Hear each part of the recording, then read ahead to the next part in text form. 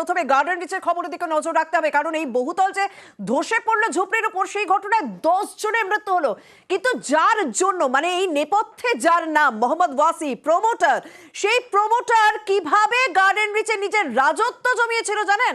ডাকাতির দায়ে আগেও এই মোহাম্মদ ওয়াসি জেল খেটেছিলেন এবং সেখান থেকে কিন্তু তার একের পর একজনের সঙ্গে পরিচয় এবং প্রমোটিং এ নামার পর নেতাদের সঙ্গে ঘনিষ্ঠতা, কিভাবে তার প্রমোটার রাজ ছড়িয়েছিল এই গার্ডেন রিচে, তা জানাবেন আমাদের প্রতিনিধি অমিত আমাদের সঙ্গে রয়েছে। অমিত, মোহাম্মদ ওয়াসি এই মুহূর্তে চর্চিত নাম, কারণ এই মানুষটার জন্য, এই মানুষটার বেআইনি কাজকর্মের জন্যই আজ 10টা মানুষের মৃত্যু হয়েছে, এখনো অনেকে হাসপাতালে ভর্তি রয়েছে। কিন্তু এই প্রমোটারের রাজ ছড়িয়েছিল কিভাবে তার?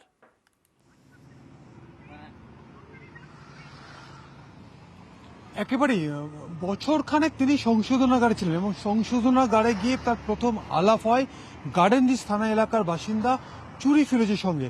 পরে যখন তারা সংশোধনাগার থেকে বেরিয়ে আসে তখন এই চুরি ফিরোজি রাজাবাজারের বাসিন্দা, আদতে এই ওয়াসি রাজাবাজারের বাসিন্দা ছিলেন জেলে যাওয়ার আগে।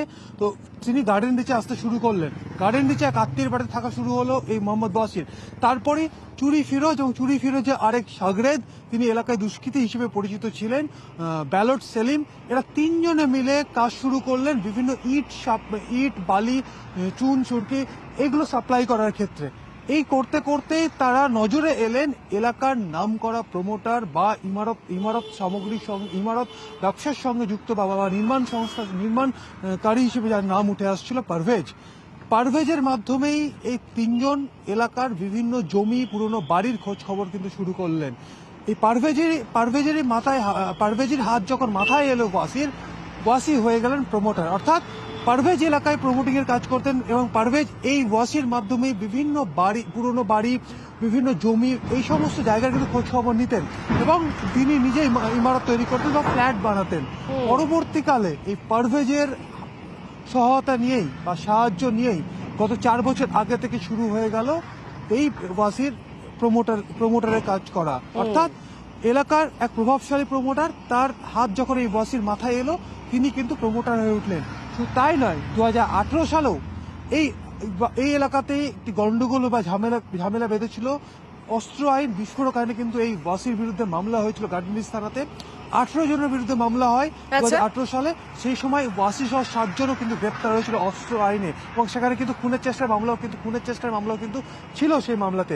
স্বাভাবিকভাবেই পুলিশের কাছে বা পুলিশের খাতায় কিন্তু এই ওয়াসির প্রচুর একাধিক কিন্তু মামলা রয়েছে। তার মানে মোহাম্মদ ওয়াসির ট্র্যাক রেকর্ড সাংঘাতিক, এটা বোঝা যাচ্ছে। কিন্তু আমার ভীষণ ইন্টারেস্টিং লাগছে দুটো নাম, এই চুরি ফিরোজ এবং ব্যালট সেলিম। এই দুজনের নাম এরকম কেন? মানে কিসের জন্য তাদের নাম চুরি ফিরোজ বা ব্যালট সেলিম? এটা একটু আমি তোমাকে বলবে, যাদের সঙ্গে এই মোহাম্মদ ওয়াসির বেশ ভালো ঘনিষ্ঠতা সেই জেলে থাকাকালীন।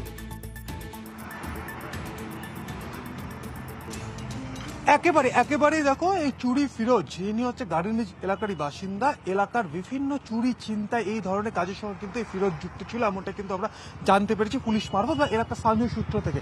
সেই জায়গা থেকে কিন্তু এলাকায় চুরি ফিরোজ নামে সে কিন্তু পরিচিত হয়ে যায় বা পরিচিত নাম হয়ে যায় চুরি ফিরোজ। এই চুরি ফিরোজের সঙ্গেই কিন্তু সখ্যতা হয় এই ওয়াসির সংশোধনাগারে থাকাকালীন। পরবর্তী সময়ে এই চুরি ফিরোজের হাত ধরেই কিন্তু গার্ডেন রিচে যাতায়াত শুরু হয় এই ওয়াসির এবং আস্তে আস্তে গার্ডেন রিচে আত্মীয়ের বাড়িতে থাকা শুরু করে।